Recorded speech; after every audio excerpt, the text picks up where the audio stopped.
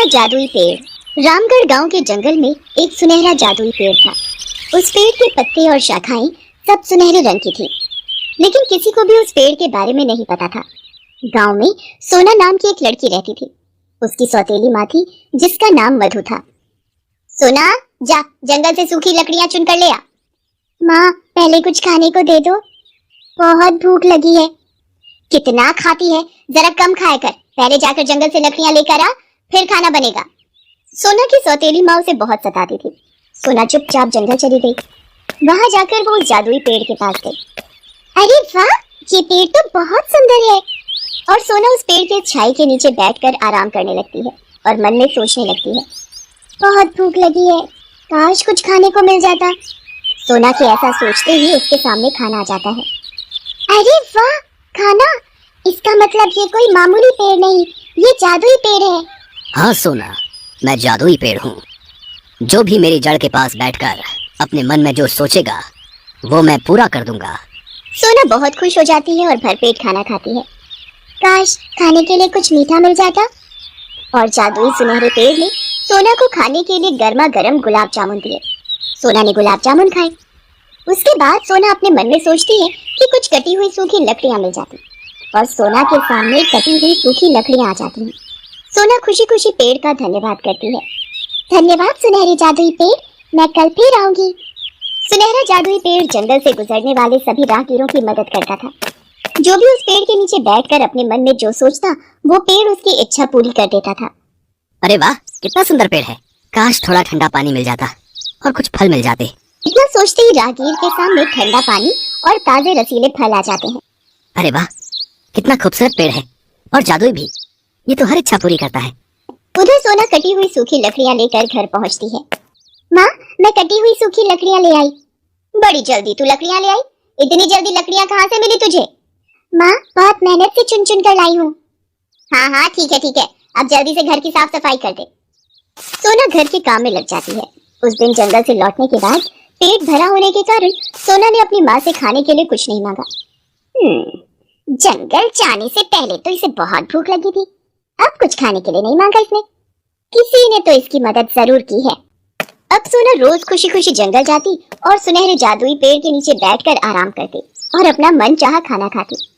आज मैं खीर पूरी खाऊंगी। और सोना के सामने खीर पूरी आ जाती है। सोना रोज पेट भरकर खाना खाती और जाते समय पेड़ उसे कटी हुई सूखी लकड़ियां देता, जिसे लेकर सोना अपने घर आ जाती। जब से जंगल जाने लगी है, तेरी तो भूखी मर गई है। क्या बात है? सोना बहुत भोली थी। वो अपनी सौतेली माँ को उस सुनहरे जादुई पेड़ के बारे में सब बता देती है। अच्छा, तो ये बात है।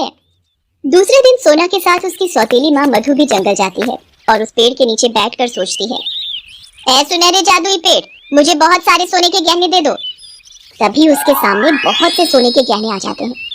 अगले दिन मधु फिर उस सुनहरे जादुई पेड़ के पास जाती है और बहुत सारे रुपए पैसे मांग कर आती है।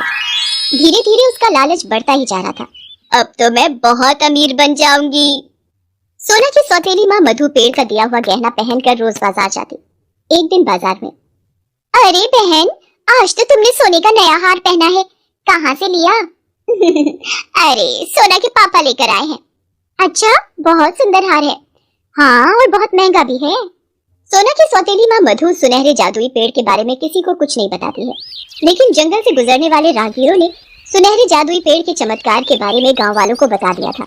भाई, इस गांव से सटा हुआ जो जंगल है ना, वहाँ एक सुनहरा जादुई पेड़ है जो सबकी इच्छा पूरी करता है।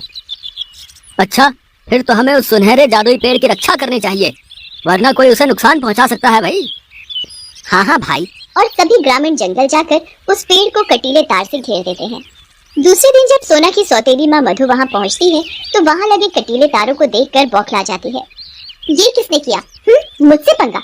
मैं भी देखती हूँ कि मुझे सुनहरे जादुई पेड़ के पास जाने से कौन रोकता है।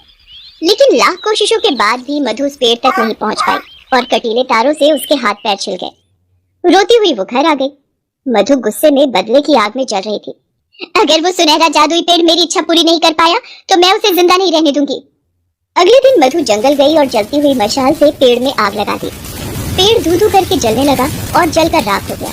इस बात की खबर सोना और ग्रामीणों को लगी। हे भगवान, इस पेड़ को किसने जला दिया? हमें जिस बात का डर था वही हुआ। अब हम इसे दोबारा कैसे जिंदा करेंगे? अब ये पेड़ हमारी कोई भी मदद नहीं कर पाएगा। सभी ग्रामीण वहाँ खड़े आपस में बातें करते हैं और थोड़ी देर बाद वहाँ से चले जाते हैं। लेकिन सोना अब भी वहीं खड़ी थी। उसे उस सुनहरे जादुई पेड़ से बहुत लगाव था। तभी सोना को कुछ आवाज सुनाई देती है। सोना बेटी, कौन? मैं सुनहरा जादुई पेड़ बोल रहा हूँ। हाँ पेड़ अंकल बोलो, आपको किसने जलाया है? तुम्हारी सौतेली माँ मधु ने मुझे जलाया है। ओह, लेकिन अब आपको दोबारा कैसे जिंदा करूं? मुझे वही जिंदा कर सकता है जिसने मुझे जलाया है। अगर तुम्हारी सौतेली माँ मेरे ऊपर अपने हाथों से जल छिड़केगी तो मैं दोबारा जिंदा हो जाऊंगा। सोना दौड़ती हुई अपने घर जाती है और अपनी सौतेली माँ मधु को सारी बात बताती है। मधु का लालच फिर जाग जाता है। मैं पेड़ को दोबारा जिंदा कर दूंगी और उससे फिर से धन दौलत मांगूंगी। मधु सोना के साथ जंगल जाती है और उस पेड़ पर अपने हाथों से पानी छिड़कती है। थोड़ी ही देर में सुनहरा जादुई पेड़ फिर से जिंदा हो जाता है और मधु उस पेड़ के नीचे बैठकर धन दौलत और गहने मांगने लगती है। लेकिन इस बार पेड़ से आवाज आई। मधु, मैं तुम्हें वो सब दूंगा जो तुम चाहती हो, लेकिन इसके बदले में मेरी एक शर्त है। मैं तुम्हारी सारी शर्तें मानने के लिए तैयार हूँ। तुम सोना को अपनी बेटी की तरह रखोगी और उसे खूब प्यार करोगी। हाँ हाँ, मैं तुम्हारी हर बात मानूंगी। पेड़ उसे धन दौलत देता है, जिसे लेकर मधु सोना के साथ घर आ जाती है। लेकिन घर आने के बाद वो पेड़ की सारी शर्तें भूल जाती है और सोना को फिर से परेशान करने लगती है। चल लड़की, पूरे घर की सफाई कर, बहुत आराम कर लिया तूने। माँ, कुछ खाने को तो दे दो। अभी कुछ नहीं मिलेगा, पहले घर का काम कर। इतना काम पड़ा है, कौन करेगा? बेचारी सोना भूखी प्यासी घर का काम करने लगती है। लेकिन तभी अचानक सोना की सौतेली माँ के शरीर से पेड़ के दिए हुए सारे गहने गायब हो जाते हैं। अरे अरे, मेरा सोने का हार कहाँ गया? मधु दौड़कर तिजोरी के पास जाती है और जब उसे खोलकर देखा तो वहां रखे हुए धन दौलत जो सुनहरे जादुई पेड़ ने दिए थे वो सब गायब हो गए थे। मधु रोती हुई जंगल की तरफ जाती है। सोना ये सब देख लेती है और वो भी मधु के पीछे पीछे जंगल की ओर जाती है। सुनहरे जादुई पेड़ के पास पहुंचकर मधु कहती है, सुनहरे जादुई पेड़, मेरे सारे धन दौलत और मेरे सारे गहने कहीं गायब हो गए हैं। मैंने तुम्हें कहा था ना, तुम्हें सोना को प्यार करना होगा, उसे परेशान नहीं करना है। लेकिन तुमने मेरी शर्त नहीं मानी, इसलिए मैंने सब कुछ वापस ले लिया। सुनहरे जादुई पेड़, मुझे माफ कर दो। अब मैं ऐसी गलती दोबारा नहीं करूंगी। मैं सोना को अपनी बेटी की तरह बहुत प्यार करूंगी। इतना कहते ही मधु के सारे गहने वापस आ जाते हैं। वो घर आकर देखती है तो उसकी तिजोरी में पैसे पहले की तरह ही मिल जाते हैं। उसके बाद से मधु सोना को अपनी बेटी की तरह प्यार करने लगती है और उसे कभी परेशान नहीं करती है। सुनहरे जादुई पेड़ के कारण सोना को माँ का प्यार मिल गया था। खाना खा ले मेरी बच्ची, भर पेट खा, तुझे जो चाहिए मैं वो सब तुझे दूंगी। माँ, तुम कितनी अच्छी हो। अब सोना को लकड़ियां लाने जंगल नहीं जाना पड़ता था, लेकिन सुनहरे जादुई पेड़ से मिलने सोना रोज जंगल जाती थी और पेड़ उसे खाने के लिए रोज रसीले फल देता था।